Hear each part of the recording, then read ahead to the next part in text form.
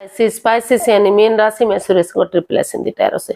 तो आज हम पाइसिस यानी मीन राशि के लिए जनरल सिंगल्स के लिए जनरल लव रीडिंग करेंगे। जो सिंगल है, विडो या विडोवर रहे या डाइवोर्स रहे, रीजन चाहे कोई भी रहा लेकिन अपने आप को सिंगल मानते हैं, तो ये रीडिंग उनके लिए है।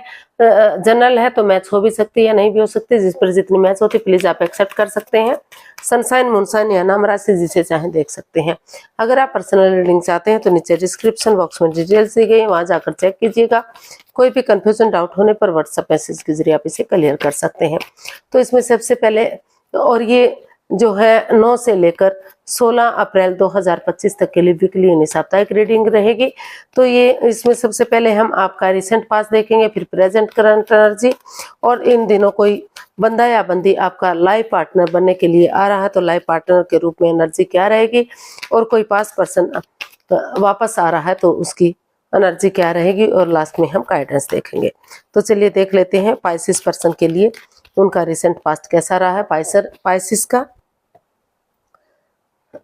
Night of wands, the high priestess, 6 of cups. तो आपका रिसेंट पास्ट बता रहा है पाइसिस के रिश्ते में काफी प्यार था, प्रेम था, अटैचमेंट फीलिंग्स थी, लेकिन कहीं ना कहीं कोई कमिटमेंट वगैरह नहीं था। रिश्ते में आना जाना लगा हुआ था, आ रहे थे जा रहे थे, शादी विवाह का कोई नाम नहीं था, कोई मतलब नहीं था, सिर्फ और सिर्फ ये एक तरफ से कह सकते थे यूज एंड थ्रो। तो मतलब इस तरह का ये रिश्ता बना हुआ था कि इसमें कोई कमिटमेंट नहीं था, कोई ये डिसाइड नहीं किया जा रहा था कि वो इस रिश्ते को आगे बढ़ाएंगे, शादी के लिए रेडी हैं, प्रिपेयर है, तैयार है।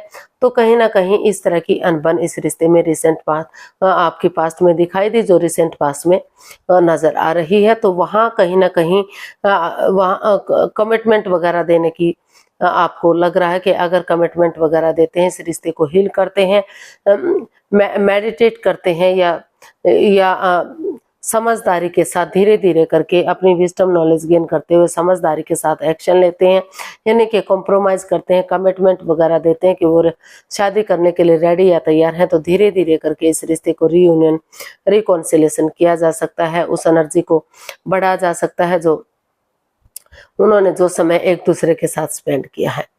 उस हिस्ट्री को, मेमोरीज को, क्षणों को, पलों को, यादों को ताज़ा करते हुए सोच विचार करके अगर आगे बढ़ेंगे तो धीरे धीरे करके चीज़ों को सही किया जा सकता है यहाँ। लेकिन ये रिश्ता in and out, on end of की स्थिति का दिखाई दिया, कहीं ना कहीं इसमें कमिटमेंट वगैरह कोई भी दिखाई नहीं दे रहा है।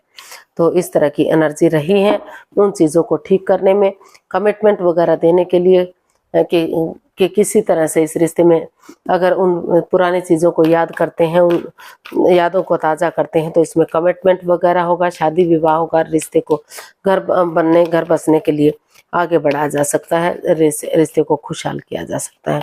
तो इस तरह की एनर्जी दिखाई दी है। देख लेते हैं प्रेजेंट करंट एनर्जी आपकी क्या बता रही है। पाइसिस की present current energy 5 of wands, 9 of wands and Knight of cups and bottom of the deck 9 of pentacles। तो पाइसिस कहीं ना कहीं जो इस रिश्ते में मन मुटाव चला हुआ था, लड़ाई झगड़ा वाद विवाद चला हुआ था, कोई कमिटमेंट, कोई वादा नहीं हो रहा था, तो वहाँ उनको लग रहा है कि अगर सिंगल रहते हुए अपनी रेस्पॉन्सिबिलिटीज को समझते हैं, अपनी जिम्मेदारियों को समझते हैं, अपने नेम और फेम के बारे में सोचते हैं कि उनके भी कुछ कर्तव्य हैं, उनकी भी कुछ ड्यूटीज हैं, उन्हें रिश्ते में क्या करना चाहिए, क्या नहीं करना चाहिए, तो उस लड़ाई झगड़े को, वाद विवाद को खत्म करते हुए आगे बढ़ने की कोशिश की जा रही है। क्योंकि यहाँ दोनों तरफ से ही दिखाई दे रहा है कि उनका दिल टूटा है, हर्टेड हुए हैं, प्रॉब्लम में है, चाहे वो आप हैं या आप जिससे प्यार मोहब्बत करते हैं सामने वाला पर्सन है।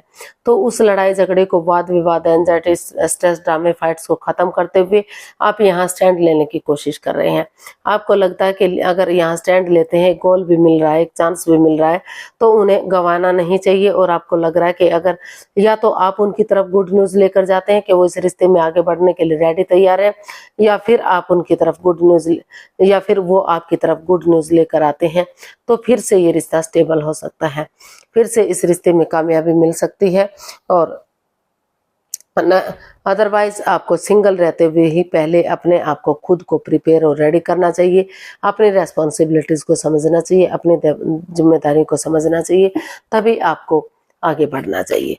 तो अगर आप कमिटमेंट वगैरह देते हैं तो आगे बढ़ना चाहिए, अदरवाइज आपको इस रिश्ते को ड्रॉप कर देना चाहिए, क्योंकि इसमें काफ़ी लड़ाई झगड़ा वाद विवाद दिखाई दे रहा है। इस तरह की एनर्जी इसमें दिखाई दे रही है। देख लेते हैं कोई बंदा या बंदी आपका लाइफ पार्टनर बनने आ रहा है तो उसकी एनर्जी क्या रहेगी। कोई लड़का या लड़की आ रहा है तो उसकी एनर्जी क्या रहेगी। तो अभी आप रिश्ते को लेकर काफ़ी कंफ्यूज्ड हैं।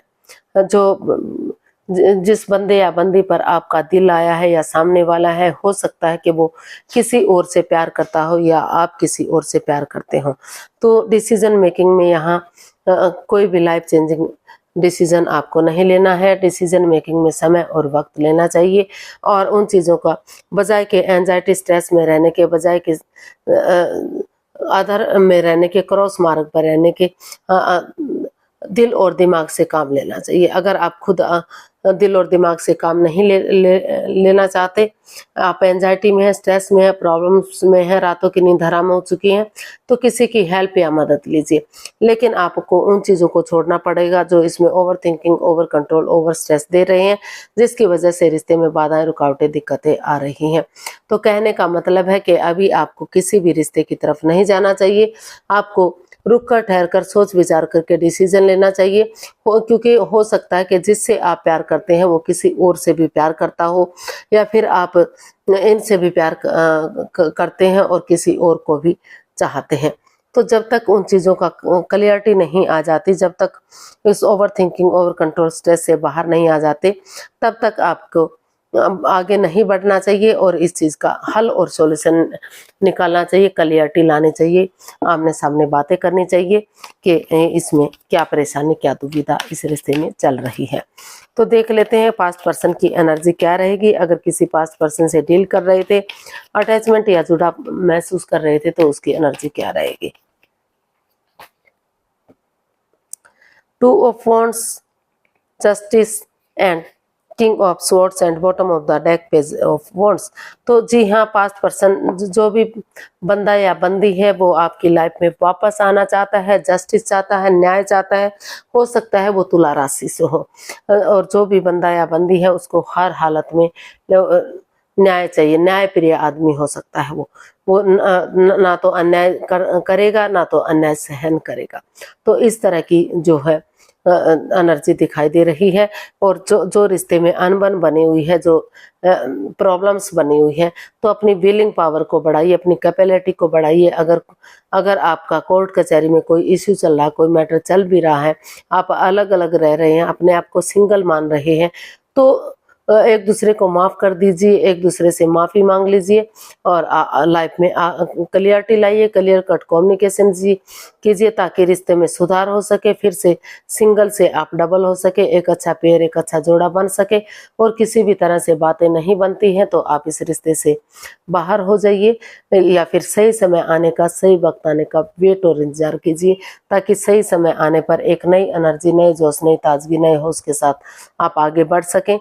एनर्जी नई हो सकती है, इमैच्योर हो सकती है, एज डिफरेंस हो सकता है, लेकिन अगर शुरुआती दौर से इसमें शुरू करेंगे पुरानी बातों को बुलाते हुए, तो इस राशि में आपको जस्टिस या न्याय मिल सकता है और रिश्ते में सुधार हो सकता है। और जो भी बंदा या बंदी आपकी लाइफ में आ रहा है तो वो काफ़ी न्यायप्रिय होगा, वो काफ़ी समझदार हो सकता है, काफ़ी खुश मिजाज हो सकता है। लेकिन अगर उनके साथ कोई चीटिंग, धोखाधड़ी होता है तो वो माफ़ करने वालों में से नहीं है।